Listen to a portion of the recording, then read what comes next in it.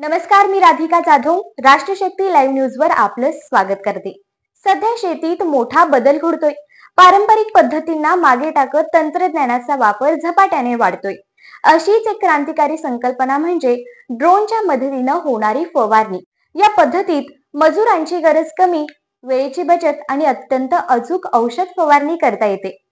आज आपण भेटणार आहोत अशाच एका तरुण शेतकऱ्याला, ज्याने स्वतः ड्रोन यंत्र खरेदी करून ते शिकून आता इतर शेतकऱ्यांनाही या यंत्राद्वारे सेवा देण्यास सुरुवात केली आहे। तर काय आहेत या यंत्राचे फायदे, कोणत्या अडचणींना सामना करावा लागतो आणि इतर शेतकऱ्यांनी हे यंत्र वापरायचं का, या सगळ्या प्रश्नांची उत्तर जाणून घेऊया या विशेष मुलाखतीत। नमस्कार, आपलं स्वागत आहे राष्ट्रशक्ती लाईव्ह न्यूज मध्ये। आज आपण एका नव्या तंत्राची माहिती घेणार आहोत। त्या तंत्राचं नाव आहे ड्रोनची फवारणी। आपण त्यांच्याकडून जाणून घेऊयात कशी फवारणी केली जाते, त्यासाठी काय काय वापर केला जातो, त्यांच्याकडून थोडक्यात जाणून घेऊयात। नमस्कार, मी तेजश्री ड्रोन फवारणी नारायण चिंचोली।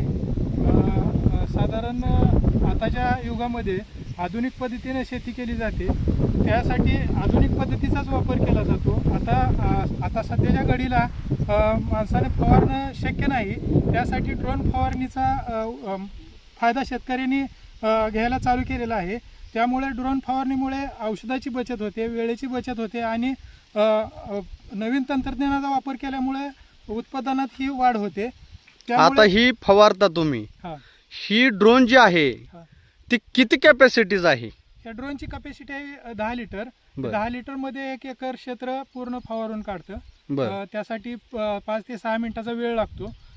त्यामुळे आपण जे पहिल्या पद्धतीने जे शेती करत होतो किंवा फवारणी करत होतो, त्यामध्ये 200 लिटरला जे 200 लिटर पाणी लागायचे 1 एकर क्षेत्र फवारण्यासाठी।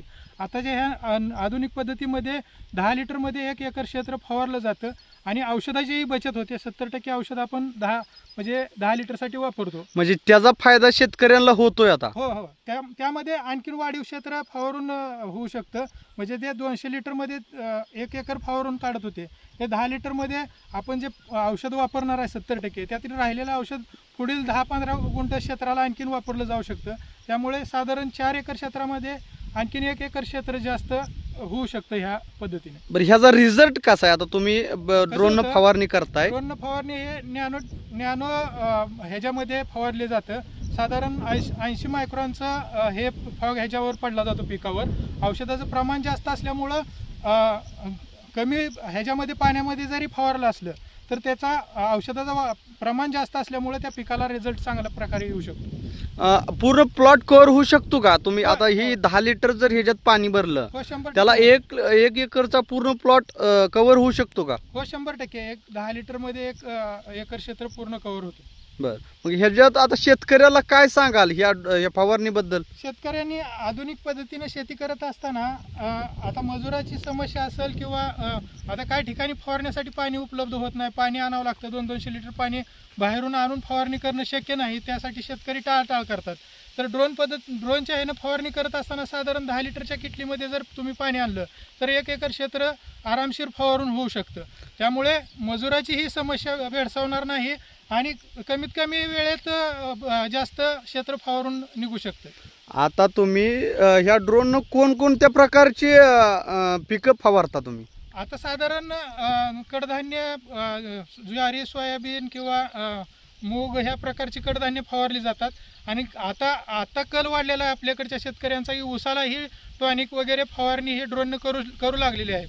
शेतकऱ्यांमध्येही आता मानसिकतेमध्येही जरा बदल झालेला आहे। ड्रोनने फवारणी केल्यानंतर उत्पन्नात 15 ते 20% वाढ होते, हे शेतकऱ्यांना माहीत झाल्यामुळे ऊसाच्या पिकाला हे शेतकरी आता ड्रोनच्या फवारणीचा वापर करू लागलेले आहे। आता तुम्ही ह्या ड्रोन टॉनिक फवारताय, हो। बर, एखाद्या शेतकऱ्याला जर तणनाशक फवारायचं म्हणलं त्यासाठी काय म्हणजे उपयोग होतो का त्याचा?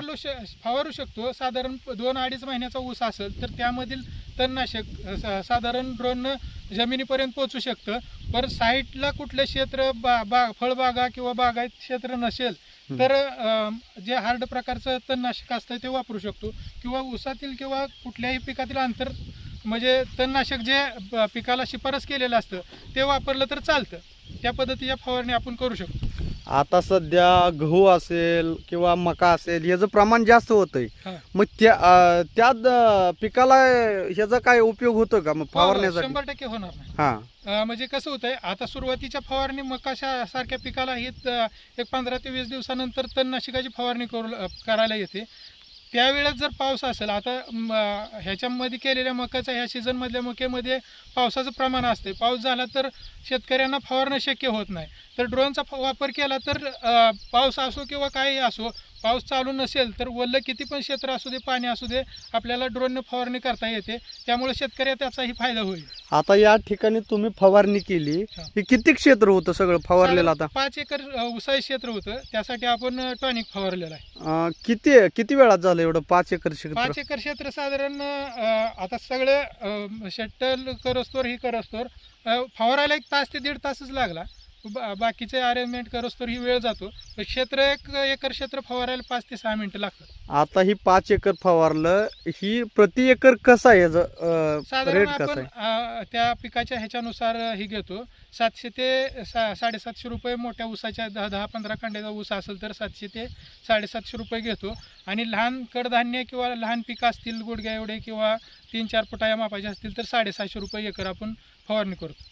म्हणजे लहान मका असेल ही मका असेल असेल, त्याला कडधान्य 750. असतील, मूग, तूर, सोयाबीन किंवा तुरी यासारख्या पिकांना 750 रुपये एकर करतो. आणि ही मोठी पिकं आहेत ती त्याला? त्याला 700 ते 750 रुपये. हा हा हा. मग आता काय यातून शेतकऱ्यांना तुम्ही काय आव्हान करणार आहे? आधुनिक पद्धतीने शेती करत असताना शेतकऱ्यांनी हे आपल्या मानसिकतेमध्ये बदल करून कमी वेळामध्ये ड्रोन सारख्या तंत्रज्ञानाचा वापर करून आपल्या उत्पादनात वाढ करावं. आणि उत्पन्नात वाढ केल्याबरोबर खर्च आणि ह्याच्या मजुरांचे आपण खर्च वाचवतोय हे शेतकऱ्यांनी जाणून घ्यायला पाहिजे.